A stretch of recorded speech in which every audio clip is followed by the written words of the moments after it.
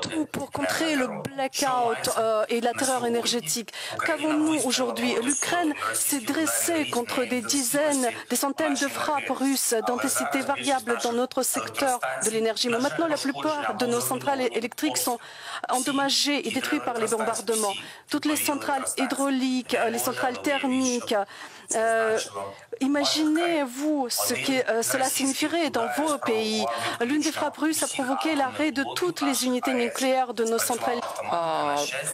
Mais tout a marché et heureusement, seule la restauration rapide superficielle des installations énergétiques détruites par les frappes russes nécessite au moins 1,5 milliard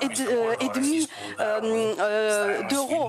Chaque fois, après chaque frappe russe, nous essayons de restaurer la capacité technique de produire et fournir l'électricité.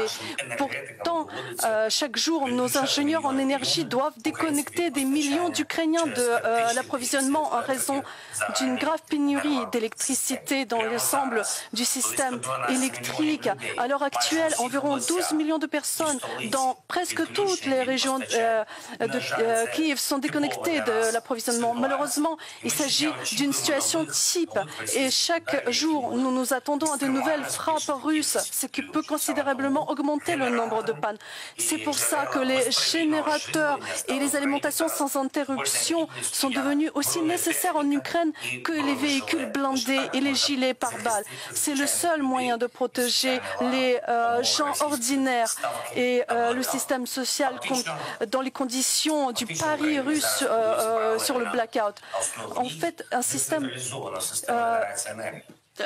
parallèle de production d'énergie décentralisée est en cours de construction en France et en Ukraine. Il est construit très rapidement dans toutes les régions, mais il y a des milliers d'entreprises ukrainiennes, des petites et moyennes entreprises d'équipements sociaux continuent de fonctionner grâce à des générateurs. Ainsi, les hôpitaux fonctionnent sur des générateurs. Grâce aux générateurs, des centaines de milliers d'emplois ont été déjà sauvés. La connexion Internet, les télécommunications. Dans tout le pays, plus de 5000 points d'invincibilité ont été ouverts. C'est des lieux où les gens peuvent se réchauffer, charger leurs appareils. Et je suis reconnaissant à tous nos partenaires qui aident déjà l'Ukraine dans l'équipement, avec l'équipement approprié pour maintenir ce niveau de stabilité énergétique dans notre État et pour notre société. Néanmoins, la tâche clé est de préserver le principal système énergétique de l'Ukraine, de garantir son fonctionnement stable malgré toutes les tentatives russes de faire de l'Ukraine l'endroit le plus sombre de l'Europe. C'est pour ça que ce format est nécessaire. Ici et maintenant, nous devons nous mettre d'accord sur des choses spécifiques qui n'aideront pas seulement l'Ukraine à survivre à l'hiver, mais qui pourront aussi, le plus vite que possible, aider toutes les forces démocratiques faire en sorte que les forces antidémocratiques et anti-européennes, en premier lieu la Russie, prévenir les catastrophes et à protéger les citoyens. Nous avons besoin de plusieurs catégories d'équipements, les transformateurs, équipements pour la restauration des réseaux à haute tension, turbines à gaz et groupes motopropulseurs à piston à gaz. Les représentants ukrainiens présents à la conférence peuvent vous informer de toutes les spécifications techniques de cette demande.